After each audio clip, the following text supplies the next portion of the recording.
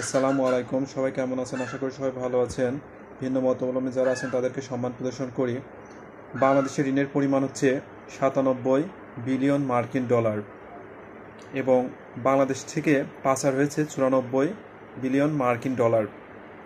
আপনি কি জানেন যে এই টাকা দিয়ে কি করা যেত? এই টাকা দিয়ে 360টা মেট্রো রেল করা যেত, 370টা স্যাটেলাইট উৎক্ষেপণ করা যেত এবং 36টা পদ্মা সেতু করা যেত।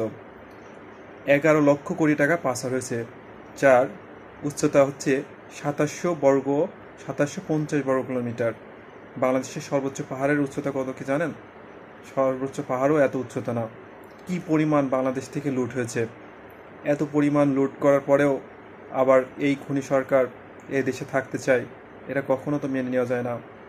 প্রতিটা মানুষের মাথাপিছু ঋণ 1,04,000 টাকা। যে শিশুটা আজকে জন্মগ্রহণ করছে সেও এত টাকা ঋণের পরিমাণ নিয়ে জন্মগ্রহণ করছে। এটাই হচ্ছে বাংলাদেশ। এই বাংলাদেশকে এক কথায় হচ্ছে এই আওয়ামী লীগ সরকার হরিলুট করছে।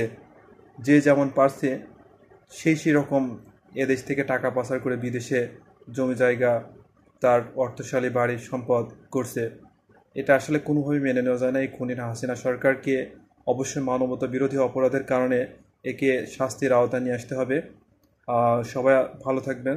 ধন্যবাদ। আসসালামু আলাইকুম।